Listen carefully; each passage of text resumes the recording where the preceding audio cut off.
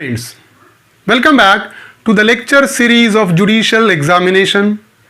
I am Dr. Wasim I Khan, Assistant Professor, Shri Shivaji Law College, Parbhani, Maharashtra, India. So in today's lecture, we will discuss some part of general exception, that is section 77 and section 78, which dealt with the act of judges. So when the magistrate or judge is entitled to take the benefit of these two sections, we will discuss under this particular topic. We will discuss the question asked by the examiner on these two sections and the probable question which may be asked by the examiner on these two sections.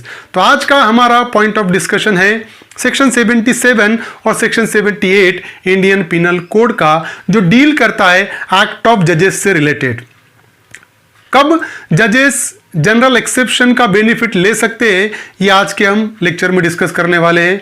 Probable question भी discuss करेंगे इस sections पे आने वाले, और ऐसे question भी discuss करेंगे जो एग्जामिनर पूछ चुका है इन दो सेक्शंस पर। So without wasting your much time, let's start the topic.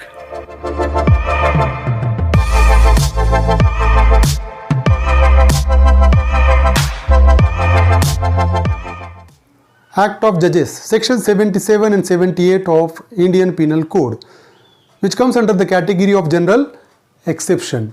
So section 77 deals with act of judge when acting judicially.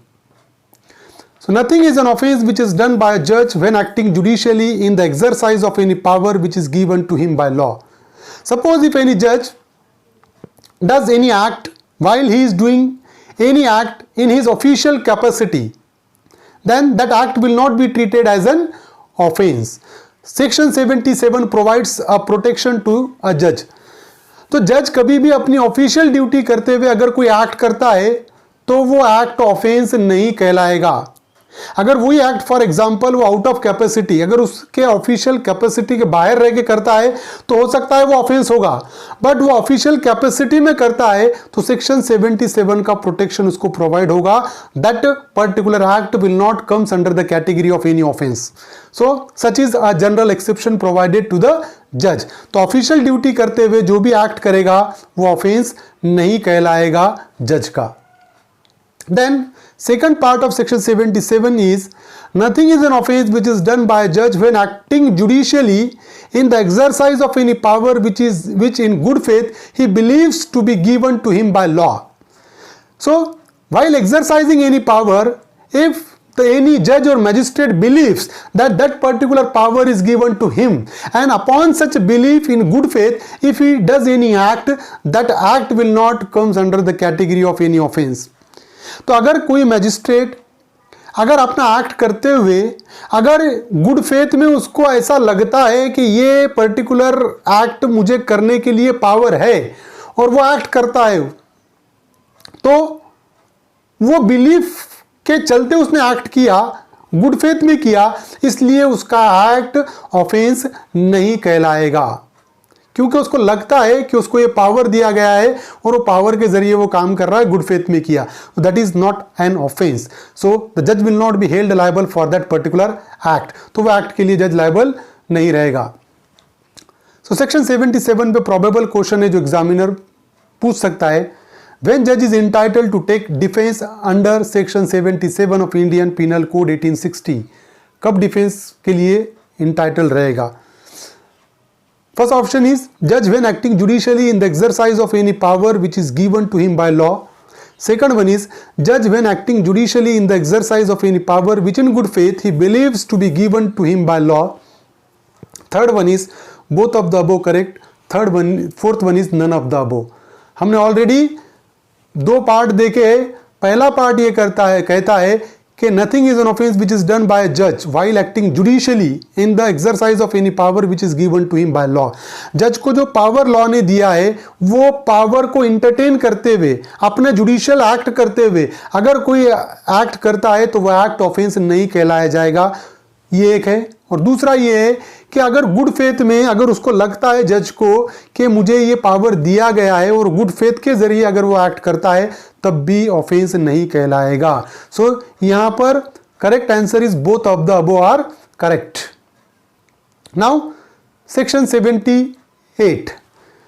Act done pursuant to the judgment or order of court.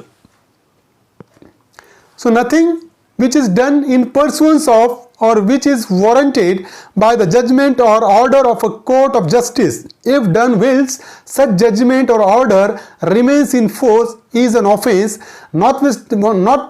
notwithstanding the court may have had no jurisdiction to pass such a judgment or order, provided the person doing the act in good faith believes that the court had such a jurisdiction.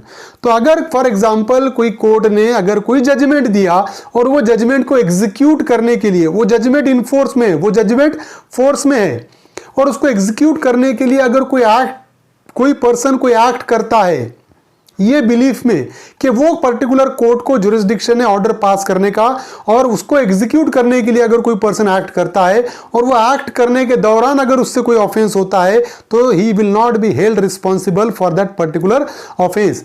The section 78 provides him such a protection. अब it protects those who execute a judgement और order of the court of justice. Section 78 provides a protection to those person who execute a judgment or order of the court of justice.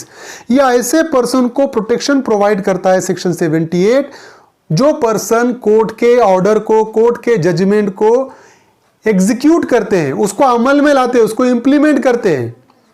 तो वो person अगर implement करते हुए, वो judgement को execute करते हुए अगर उनसे कोई ऑफेंस होता है तो सेक्शन 78 में उनको जनरल एक्सेप्शन प्रोवाइड किए वाला है. वो डिफेंस ले सकते हैं कि we have done that particular act while executing the judgement of court. Court का जजमेंट एग्जीक्यूट करते हुए हमसे ये एक्ट हुआ. तो सेक्शन 78 डिफेंस प्रोवाइड करता है ऐसे पर्सन को जो कोर्ट के जजमेंट को एग्जीक्यूट करते हुए अगर कोई ऑफेंस करता है तो वो ऑफेंस नहीं कहलाएगा, उसको डिफेंस प्रोवाइड होगा सेक्शन 78 में. So these are the two section which dealt with the act of judge.